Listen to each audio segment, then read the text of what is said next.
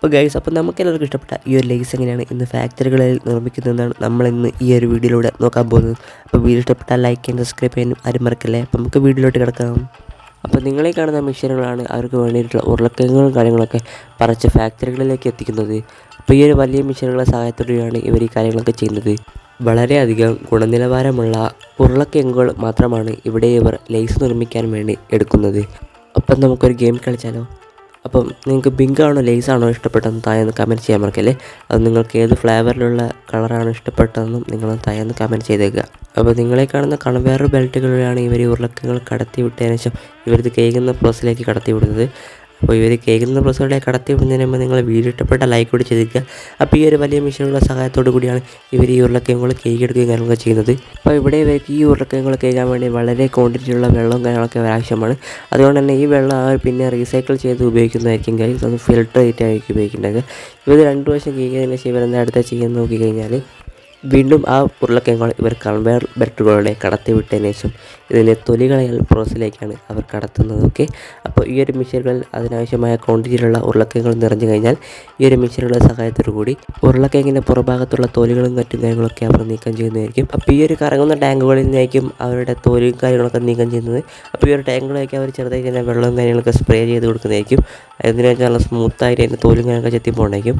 അപ്പോൾ ഇവിടെ വെച്ച് അതിൻ്റെ ഗുണനിലവാരം ഒന്നുകൂടി അളന്നതിന് ശേഷം നല്ല ഉരുളക്കിഴങ്ങുകൾ മാത്രമായിരിക്കും അവർ ഈ ലേസ് ഉണ്ടാക്കാൻ വേണ്ടി നിർമ്മിക്കുന്നുണ്ടാവുക. അപ്പോൾ ഇതൊരു ക്വാളിറ്റി ചെക്കാണ് അവരുടെ ചെയ്തുകൊണ്ടിരിക്കുന്നത്. അപ്പോൾ ഈ ക്വാളിറ്റി ചെക്ക് കഴിഞ്ഞ ഉടനെ തന്നെ അവരെന്താ ചെയ്യുക വെച്ചാൽ വേറൊരു കൺവെയർ ബെൽറ്റുകളിലെ ഈ ഒരു ഉരുളക്കിഴങ്ങുകൾ കടത്തി വിട്ടതിന് ശേഷം അവരിത് അടുത്ത പ്രോസസ്സിങ്ങിന് വേണ്ടി അയക്കുന്നതായിരിക്കും. അപ്പോൾ അടുത്ത പ്രോസസ്സിങ് എന്താണെന്ന് നോക്കുന്നതിന് മുമ്പ് തന്നെ നിങ്ങൾ വീഡിയോ ഒന്ന് ലൈക്ക് കൂടി ചെയ്തേക്കുക. പിന്നെ ചാനൽ ഇതുവരെ സബ്സ്ക്രൈബ് ചെയ്തില്ലെങ്കിൽ ചാനൽ കൂടി സബ്സ്ക്രൈബ് ചെയ്തേക്കുക. അപ്പോൾ ഈ ഒരു വലിയ മെഷീനുകളാണ് അവ അരിഞ്ഞെടുക്കുകയും കാര്യങ്ങളൊക്കെ ചെയ്യുന്നത്.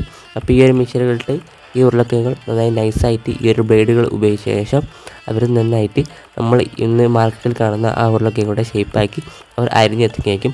വളരെ നൈസായിട്ടായിരിക്കും ഈ ഉരുളക്കിഴങ്ങുകൾ അവ മെഷീനുകൾ അരിഞ്ഞെടുക്കുന്നുണ്ടാവുക. അപ്പം അടുത്തതായിട്ട് അവർ ചെയ്യുന്നത് വെച്ചാൽ ഈ ഒരു കൺവെയർ ബെൽറ്റുകളിൽ ഇവ പരസ്പരം ഒട്ടിപ്പിടിക്കാതെയും പറ്റിപ്പിടിക്കാത്ത രീതിയിൽ അടുത്ത പ്രോസസ്സിങ്ങിന് വേണ്ടി അവർ മാറ്റി വയ്ക്കുന്നതായിരിക്കും. അപ്പോൾ ഈ ഒരു പ്രോസസ്സിംഗ് എന്ന് വെച്ചാൽ ഇളം ചൂടിൽ ഈ ഉരുളക്കിഴങ്ങുകൾ വറുത്തെടുക്കുന്നതായിരിക്കും. അപ്പോൾ ഇതെന്തിനാ ചെയ്യുന്നതെന്ന് വെച്ച് നോക്കിക്കഴിഞ്ഞാൽ ഈ ഉരുളക്കിഴങ്ങുകൾ നനഞ്ഞതൊക്കെ നനവ് മാറാനും പിന്നെ നല്ലത് മാത്രം തിരഞ്ഞെടുക്കാനും വേണ്ടി മാത്രമാണ് ഇവർ ഈ ഒരു പ്രോസസ്സിങ് ചെയ്യുന്നത്. അപ്പം അടുത്തതായിട്ട് ഇവരെന്താ ചെയ്യുന്നത് നോക്കിക്കഴിഞ്ഞാൽ ഈ ഒരു ഉരുളക്കിഴങ്ങുകൾ കുറേ ദൂരം പിന്നെ കൺവെയർ ബെൽറ്റുകളിൽ കടത്തി വിട്ടതിന് ശേഷം ചെക്കപ്പും കാര്യങ്ങളൊക്കെ ചെയ്യുന്നതായിരിക്കും.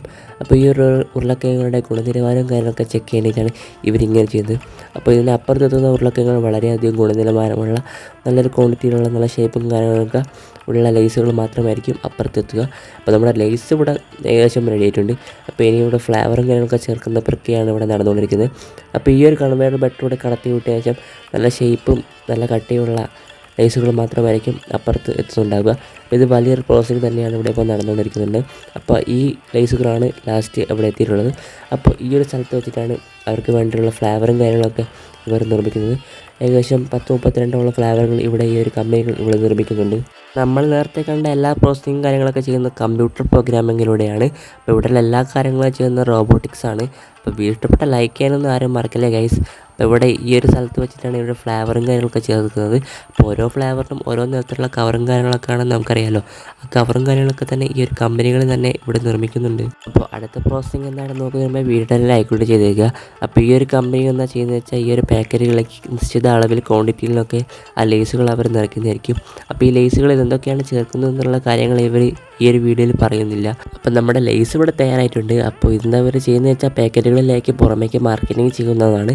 അപ്പോൾ നമ്മുടെ വീഡിയോ ഇപ്പോൾ ഇവിടെ വെച്ചാൽ മൈൻഡപ്പ് ചെയ്യണം. അപ്പോൾ വീഡിയോ ഇഷ്ടപ്പെട്ടാൽ ലൈക്ക് ചെയ്യാൻ സബ്സ്ക്രൈബ് ചെയ്യാനും ആരും മറക്കല്ലേ ഗൈസ്.